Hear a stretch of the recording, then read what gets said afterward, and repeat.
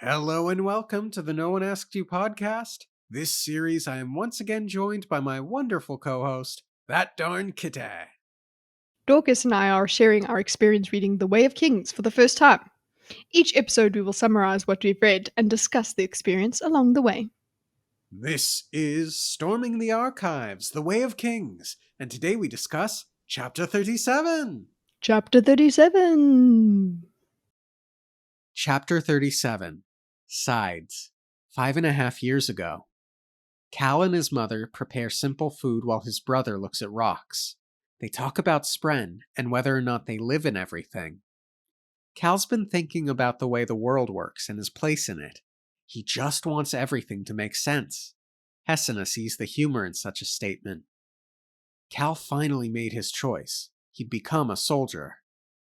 Cal ditches his mother and brother to catch up with his father, who's going to speak with Bright Lord Roshone. Liren has been contemplating moving away. He feels he should. They have every reason to do so. But he states, I tried very hard to leave once, but there's a tie between a man's home and his heart. I've cared for these people, Cal, delivered their children, set their bones, healed their scrapes. You've seen the worst of them these last few years, but there was a time before that, a good time. They're mine, son, and I'm theirs. They're my responsibility now that Wistio has gone. I can't leave them to Roshone. Liren wonders when Cal grew up, to which Cal thinks it was the night the townspeople tried to steal the spheres, when his father showed a bravery he had never seen before. Even though the townspeople both like Roshone and are frightened of him, and even though Hesina seems to have lost her job because of him, the townspeople sneak food to them when and where they can. The two sit to dine with Roshone, who has already started eating. Cal thinks to himself that he must know if his father is courageous or cowardly. Roshone asks how much longer they believe they can hold out.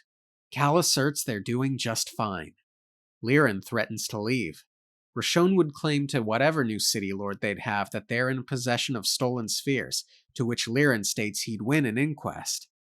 Roshone calls it odd that Liren was the only one in the room when Wistio signed the documents. Liren reminds him that the clerks read the documents and that Wistio ordered them to leave the room. Roshone is trying to starve them into submission. He feels he does not need to prove the spheres were stolen. Liren thinks that it appears Roshone is the one who's intimidated, not them. Roshone is prepared to make a bargain to have most of the spheres returned. When it appears Liren might take the deal, which distresses Cal, Cal is sent to the kitchens for food more appropriate for his tastes, children's food. While Kaladin realizes his dream of becoming a soldier is more childish than he initially thought, Relir, Roshone's son, and Laurel enter into the kitchen. Relir orders Cal to bring them food. Cal looks to Laurel, who calls him boy, and tells him to do so as well. Cal refuses, angering Relir. Laurel very, very lightly tries to divert Relir's attention. The two leave and Liren collects Cal. They leave and Cal states he wants to be a surgeon. He admits to having wanted to run away as a soldier. Cal wants to know how Light Eyes speak, so he won't fold the way his father did. Cal is surprised to hear his father hadn't given Roshone a thing. He explains he's pretending to contemplate a deal to get them some breathing room. He won't bend. Suddenly, Cal comes to a realization. His father had stolen the spheres. Liren justifies his actions. Cal still wants to go to Carbronth. One day he'll pay Laurel back. Cal thinks of his father now as both a hero and a villain. He wants to be like his father, to face Light Eyes like his father. Finally, he wants to start going by his full name, Kaladin. No epigraph in the flashback chapters, but we do get a wonderful piece of artwork. Mm-hmm. It's a marine town, I guess, yeah? No, yes. Yeah. So yeah, well, water, lakeside. Yeah, and that's a lot of shale bark Mm-hmm. right along the water, lots of what appear to be coral cacti Mm-hmm. or misshapen hands. Yes. We get a statue of, well, a couple of statues, one on the floor, but up on a pedestal of Mm-hmm. someone with a book and a spear, and then there appears to be a soldier type thing atop the porch with the pillars. Mm-hmm.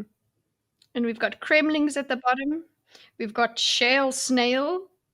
Question mark. Is that a question mark next to it? Shale snail. Yes, that is a question mark. I guess they are less common. Mhm. It's nice to have an image to the Kremlings, though. I'm not sure that I ever had like a solidified No. image for them. I Yeah. just knew that they were little things. Mm. Neat. Indeed. So, last week I tried to connect Shalon's growing up topic and asking questions and so on with the Cal chapters. And while I certainly do think they work for the earlier chapters, it feels particularly poignant to this one, in which Mm-hmm. Cal realizes that there aren't going to be any simple answers to this world and these questions that he's asking. Yeah. He's not going to have a father that's only a hero or a villain, and things aren't always just going to make sense immediately to him. Yeah. Last chapter involves Shalon making a choice and then changing it at the end. And this chapter Mm-hmm. involves Cal making a choice and then changing it at the end. Yeah. I see it. Yep. Some deliberate paralleling. And I think it's humorous because I have been really on the Shalon is such a child train lately that here we are comparing Yes. her to young Cal, not Kaladin. Yes. No, that's so true. It's like this childish boy that gets so angry he gets to tears, things like that. He's still very young in this flashback, but you can see how he's similar to our fully grown Shalon. Yeah. Yeah. Yeah, I was gonna just ask when I one of my first impressions of this chapter was, okay, we got a flashback. Is this the one? Is this the one Every time. where we lose Tien and whatever, and like the intensity that there is when he's like looking at the rocks and things like that. I'm like, oh my god, we're focusing on how cute Tien is. This is horrible. What's going to happen? What's coming through the window? Why is he looking out the window? I was very tense. Agreed. Mm. Okay. Very much agreed. Every flashback we get, I wonder, is this the one? But instead, we get Cal and Hesina preparing food while Tien looks at rocks, and they're talking about Spren. And Mhm. I thought it was a cute little conversation. Like, if there's a Spren for a person, then you cut that person in half. Are there two Spren? Yeah, that's a good. It is the question. That's what she said about the roots, right?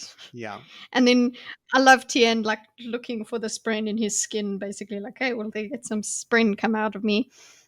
And then yeah, each bit has a spren, only smaller. So she's talking about because he talks about cutting up the roots.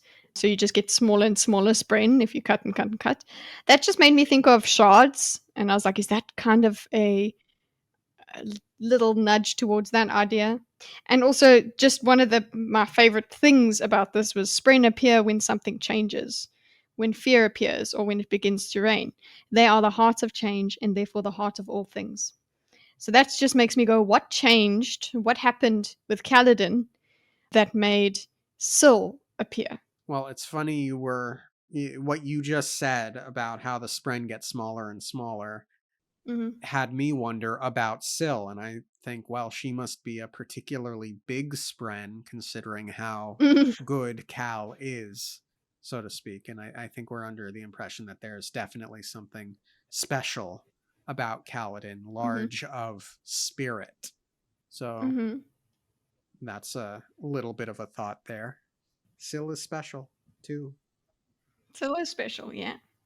But like she seemed to have appeared at a very big change point Yeah. in Kaladin's life. So it'd be interesting to have the moment that Syl appeared, like when she first started seeing Kaladin.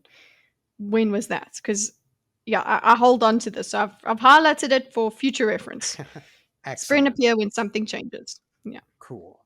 We learn that Hesina has lost her job. Hmm. Yep. Because the people in this the village have just they just don't need her assistance anymore.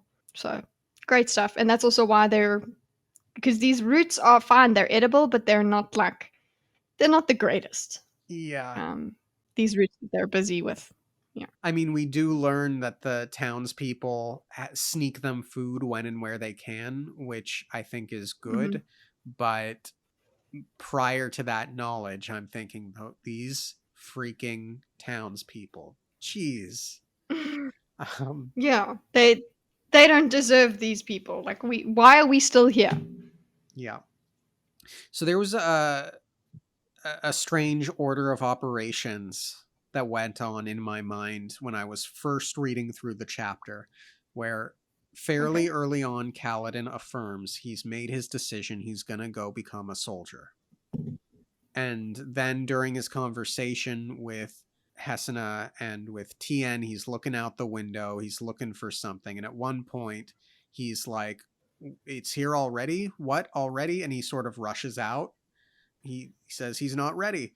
And I thought on my first read through that that meant that the people coming to collect soldiers had already come.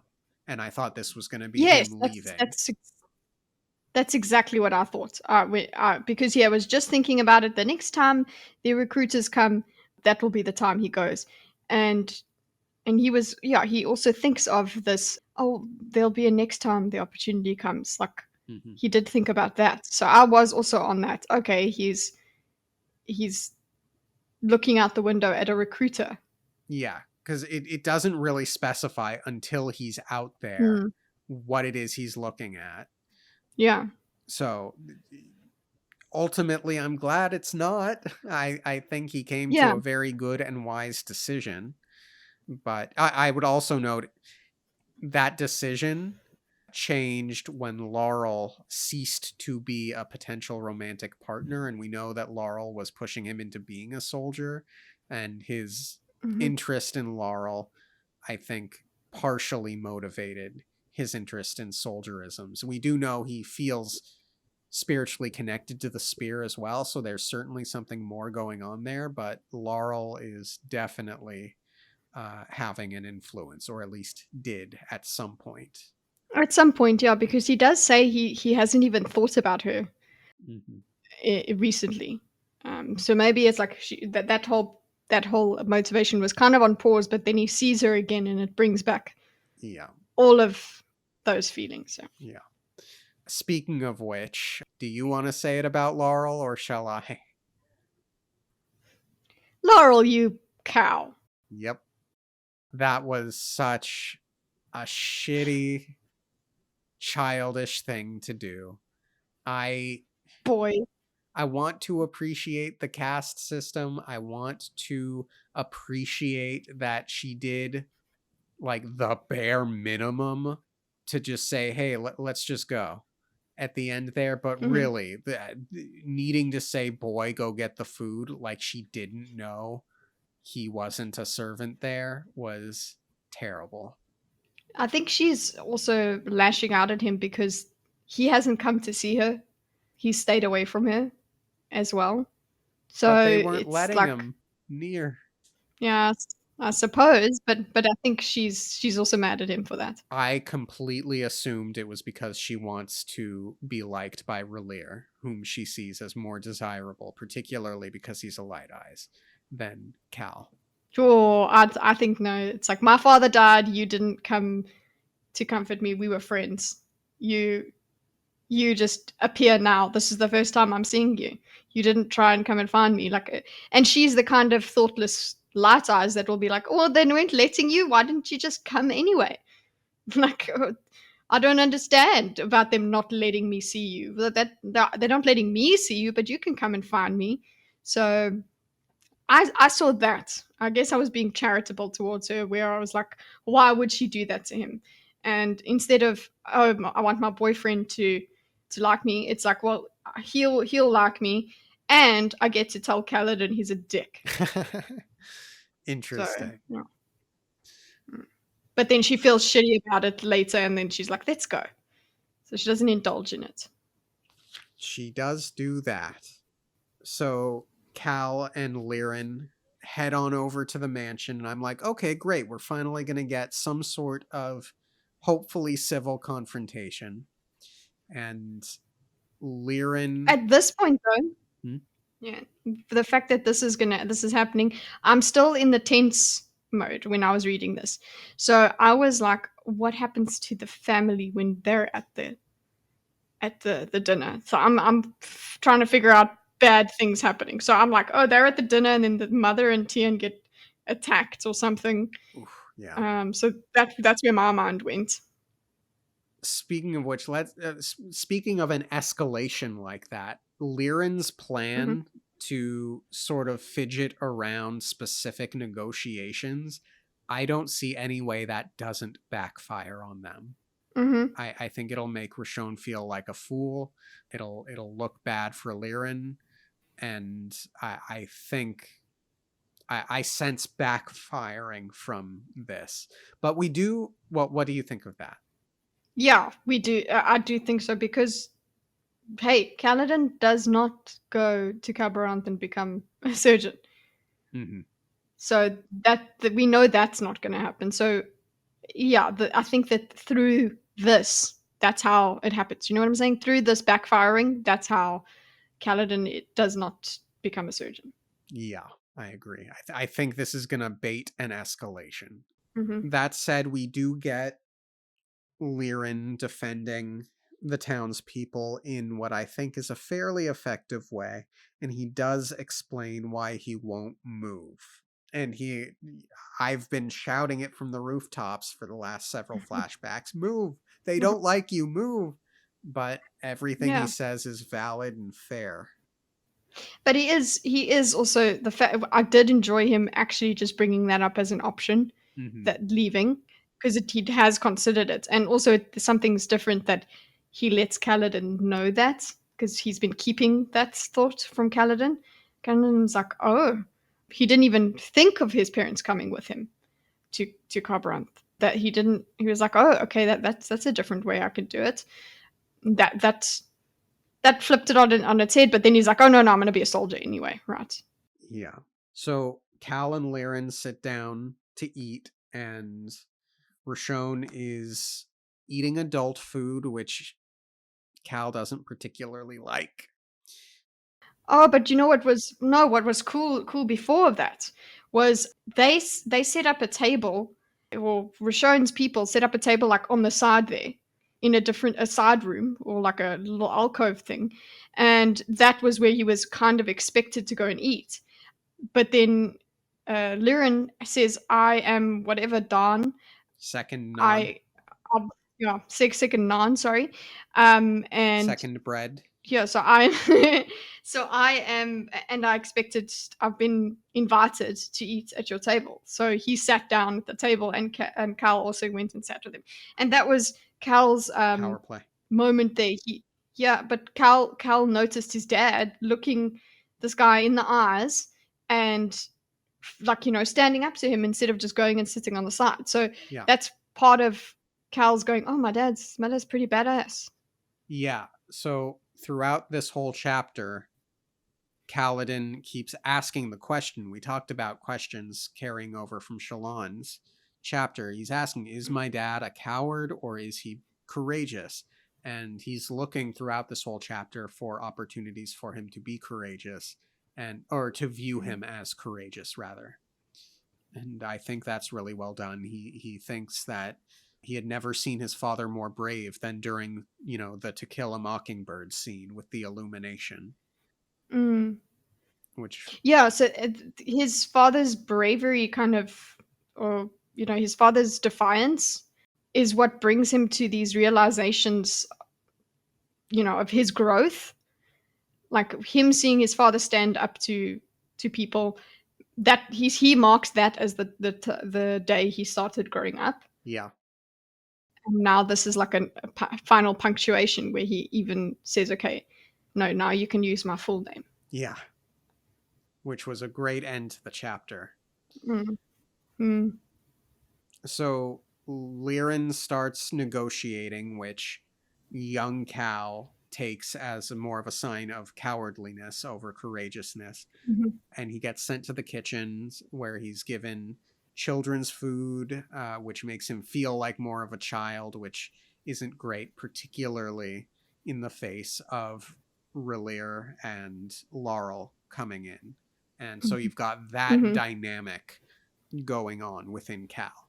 Yeah, he's already feeling ashamed before they come in anyway. He's already going off. He doesn't even want to eat Yeah.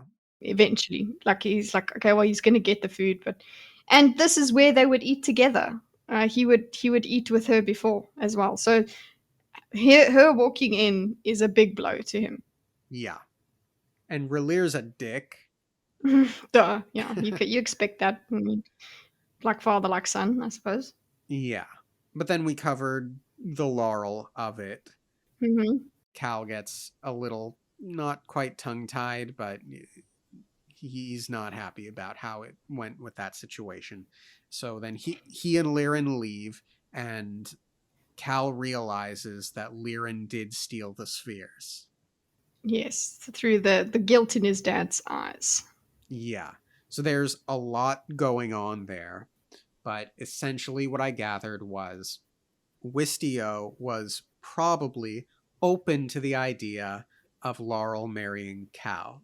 Over the course of Wistio's illness, I don't know if it was Alzheimer's or something, he became progressively more out of it by the end, Hmm. and he wrote out uh Liren, I mean, wrote out a will bequeathing the spheres. Wistio probably did agree to it, but it may have been in a questionable state that he did so. Hmm. He may not have had his full mental capabilities. Liren argues that had he had those full mental capabilities, he would have agreed, which I'm inclined to agree, particularly if he was thinking about marrying his daughter to Cal. That Hmm. they sent out the even though the servants presumably read the contract, Wistio still sent them out and they signed the thing. Yeah. So it's more gray than outright stealing, I think, but it's closer to stealing than upright and true. Yeah, and it is kind of this it the accusation is closer to the truth than it was before Kaladin thought about this, before he saw that in his father's eyes. So it is kind of a revelation, and it's like he even goes, you're a thief. And he's like, we're a family of thieves now. Like he's like, oh shit, everything has changed. Yeah. We're thieves now. So yeah. And Cal sees his dad as both a hero and a villain in this moment. A hero to the family, but a villain to, I guess, Rashon or something like that. And that is a next step in Cal evolving and growing up. This Hmm. is his realization that there are no simple answers, that life is gray. Hmm. And this, in addition to the Laurel situation, fuels his confession that he was going to go to become a soldier. And to Liren's credit, he doesn't get hung up on the fact that Cal considered it, because he does pay more attention to the he's ready to be a surgeon. Yeah, he came down on the right side anyway. Mm-hmm. So So why berate him? mm, why what I was worried about was Kaladin or Cal saying, I want to be a surgeon, and then the the ability for them to actually go had literally just been taken away. And that was the conversation they were going to have, but it isn't. Mm-hmm. It was just this. They they're still in negotiation, but not really. Yeah. And then Cal says that he wants to go to Carbronth and learn how to deal with light eyes.